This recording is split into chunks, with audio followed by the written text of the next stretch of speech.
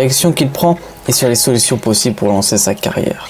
Le joueur grec souffre également d'un manque de stabilité dans son encadrement. Il a changé de coach à de nombreuses reprises, y compris un passage marquant avec Goran Ivanisevic, qui n'a pas hésité à le descendre publiquement sur les réseaux sociaux, affirmant qu'il était lui-même mieux préparé que Stefanos et que ce dernier ne faisait rien pour réussir. À cela s'ajoute la relation complexe avec son père, à la fois son meilleur allié et parfois son pire ennemi, une relation fusionnelle puisque son père l'a sauvé d'une noyade durant une enfance, mais aussi étouffante parce qu'il ne cesse de lui brailler dans les oreilles des consignes en grec. Après près de 10 ans sur le circuit, on constate que ses conseils sont infructueux. Un autre point mort, mais cette fois-ci dans son jeu, son revers, son en retour de service, qui est l'une des plus grandes faiblesses. Face au meilleur serveur du circuit, son revers manque d'agressivité et de précision surtout, ce qui le place rapidement en position défensive.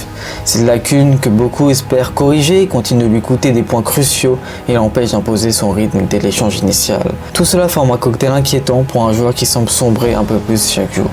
Et pourtant, à l'US Open, il a montré un signe, une lueur face à Müller. Il a retrouvé ce punch qui lui tend cher, s'est monté au filet, pleine de panache sur sa dévastateur qui annonçait les plus beaux jours. Il a rappelé au monde qu'il est encore là, qu'il n'a pas encore dit son dernier mot. Je rêve de revoir ce Tsitsipas-là, celui qui m'arrache de ma chaise, ce joueur au style unique, mélange d'élégance vintage et de modernité éclatante. Celui qui a défié Nadal à l'Australian Open, lui qui a regardé Federer dans les yeux et qui est passé un souffle de soulever Roland Garros. Un joueur que le monde du tennis ne peut pas se permettre de perdre. Parce que Stefanos Tsitsipas, quand il est lui-même, quand il joue libre, il offre bien plus que des victoires, il offre du rêve.